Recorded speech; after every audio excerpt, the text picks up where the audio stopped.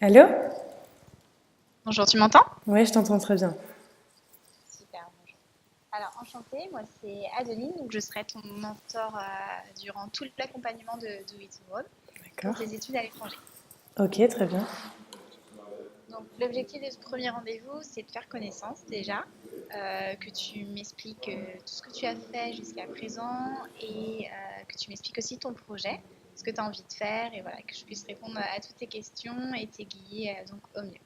Ok? Ok, très bien. Super. Donc, si tu veux me dire ce que tu as fait jusqu'à maintenant, en quelle classe tu es, et voilà, je te laisse parler. Alors du coup, moi j'ai 18 ans, je suis au lycée en terminale ES. Et en fait, j'ai pour objectif, je sais pas trop encore ce que je veux faire l'année prochaine, mais je sais que j'ai vraiment très envie de partir à l'étranger. D'accord. Donc j'hésite un peu entre le design et le business. Je sais pas trop encore, mais je sais qu'en tout cas, j'ai pas envie de faire des études trop longues. Mais que j'ai vraiment surtout envie d'apprendre l'anglais et de partir à l'étranger, découvrir une nouvelle culture et tout ça. D'accord. Tu es ouverte sur les pays, t'as pas un pays de rêve dans lequel tu souhaites aller ou, Bah, j'aime beaucoup l'Australie, mais après je suis pas fermée et enfin, j'ai envie surtout de découvrir autre chose, donc ce sera vraiment en fonction de ce que vous aurez à me proposer. super. Et est-ce que tu as pu discuter avec tes parents d'un budget, tu vois, des frais de scolarité euh, que tu puisses mettre pour une année scolaire? Tu vois, quand tu vas en France, à la fac, tu payes peut-être 300 euros de frais de scolarité, alors que dans une école de commerce, tu vas payer allez, peut-être jusqu'à 10 000 euros de frais de scolarité. Est-ce que tu as déjà abordé le sujet ou Bah, je sais tu qu'on sais n'a pas trop? pas un très gros budget. Enfin, j'en ai un peu parlé avec eux, mais ils m'ont pas clairement dit des chiffres. Après, c'est surtout si le projet, enfin, si c'est vraiment le projet que je veux faire, et je pense qu'ils seront prêts à mettre l'argent nécessaire pour financer mon projet. Maintenant, j'ai pas de chiffres exacts, mais bon, enfin, le moins cher sera le mieux, quoi. D'accord, ok, super. Ok, parce que du coup, dans ce cas-là, nous, on aura plein de propositions à te faire. Ce que je te propose, c'est que la première proposition qu'on te fera, ce sera un peu en fonction des budgets. On pourra te proposer une business school, par exemple, je pense à EU Business School en Espagne, qui a d'ailleurs plusieurs campus dans le monde. Et celle-ci est un peu plus chère, donc elle est à peu près à 10 000 euros de frais de scolarité par an, tu vois. Alors qu'il y en a une aussi au Danemark où les frais de scolarité sont gratuits. Et toutes les deux proposent des diplômes qui sont axés business et design ou art. Donc, je pense que ça pourrait vraiment pas mal te correspondre. D'accord. Bah ouais, c'est cool. Après, moi, Ouais. j'avais un peu peur sur le fait, je parle pas du tout anglais et enfin très peu. J'ai pas un très bon niveau et du coup, est-ce que je vais pouvoir quand même partir? Est-ce que l'université va m'accepter? Ouais. Après, tu vois, personne n'est bilingue avant de partir, hein, avant d'avoir des parents de double nationalité. Donc, c'est en partant que tu vas apprendre, donc t'inquiète pas. Moi, je suis partie à l'étranger, tu vois, j'étais pas bilingue, je suis devenue après. Euh, du coup, c'est pas parce que tu n'es pas bilingue qu'ils vont pas t'accepter. Donc, certaines universités vont te demander un test d'entrée d'anglais. Nous, on va t'aider dans ces démarches pour préparer à ce test si jamais si tu en as besoin. Et des fois, ils acceptent sans test d'anglais, mais ils demandent une petite interview, comme ça, comme on est en train de faire sur Skype. Et là, à ce moment-là aussi, on sera là pour t'accompagner et t'aider à te préparer au mieux.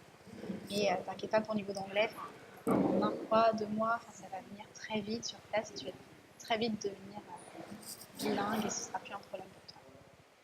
D'accord. Et je me posais aussi une autre question, c'est est-ce que c'est vraiment un avantage de partir enfin, aux États, enfin, à l'étranger ou que ce soit?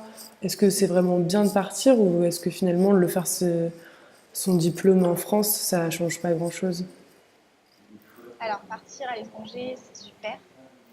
Pas seulement au niveau de la langue, ça t'apporte beaucoup de choses aussi au niveau personnel et puis aussi au niveau des compétences aussi académiques. Enfin, ce sera toujours un plus d'avoir un diplôme international sur ton CV plutôt que suivre la ligne, enfin, le chemin que tout le monde fait, toutes ses études en France, et ensuite partir. Ça va montrer que tu es capable de t'adapter, tu vas développer une certaine maturité que les autres vont développer peut-être plus tard. Et ça montre aussi, enfin, ça développe une ouverture d'esprit qui sera très reconnu et très demandé par la suite par les employeurs. D'accord. Et du coup, il y aura d'autres Français aussi sur place quand on part à l'étranger. Vous avez peut-être des gens, grâce à Do It Abroad, que vous connaissez qui partent dans d'autres pays? Ouais, alors nous, on a envoyé plus de 150 étudiants dans le monde jusqu'à présent. Donc, on pourra te mettre bien sûr en lien avec eux, enfin, directement, tu pourras parler avec eux grâce à notre communauté Do It Abroad. Après, dans tous les cas, il n'y a pas forcément des Français dans toutes les classes, donc c'est bien parce que ça favorise ton immersion si tu veux. Il y a toujours des étudiants internationaux. Et en fait, c'est mélangé. Les étudiants internationaux sont dans la même classe que les étudiants nationaux. Donc tu peux très bien te retrouver avec des Français, enfin pas de Français, mais généralement, il y a toutes les universités, il y a quand même un petit peu de Français. D'accord, ok. Non, bah, c'est tout, j'avais pas d'autres questions. Ouais, c'est assez clair pour toi. Ouais, Ok, super. Bah écoute, moi j'ai noté que tu es intéressé par le design business. Je sais pas, ouais. par ces matières-là en particulier. J'aimerais juste savoir un petit peu plus. Est-ce que tu as une idée pourquoi tu veux faire ça? Parce que tu aimes ces matières-là ou tu as déjà une idée de métier en tête ou pas? Bah, en fait, j'hésite un peu entre les deux. Je sais que bah, j'aime beaucoup tout ce qui est art. Enfin, j'ai une mère qui est peintre et du coup, ça fait que je me suis quand même pas mal interrogée là-dessus. Après, j'aime aussi tout ce qui est business, tout ce qui est plus dans la négociation, commerce. Et je me dis que sinon, je pourrais peut-être un peu trancher entre les deux. Je sais que la communication, c'est quelque chose qui va rejoindre l'aspect un peu créatif et l'aspect plus business. Donc, pour l'instant, je m'interroge. Enfin, j'ai pas de porte fermée.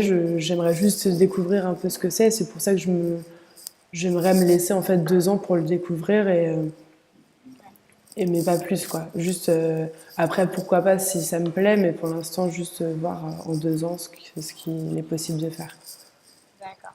Donc moi, je peux te proposer des diplômes qui sont axés autant business que design sur 2 ans. Donc c'est l'équivalent des BTS et DUT en France. D'accord. Donc, après, même si ça te plaît, tu peux continuer, donc valider une licence et même continuer tes études sur un master.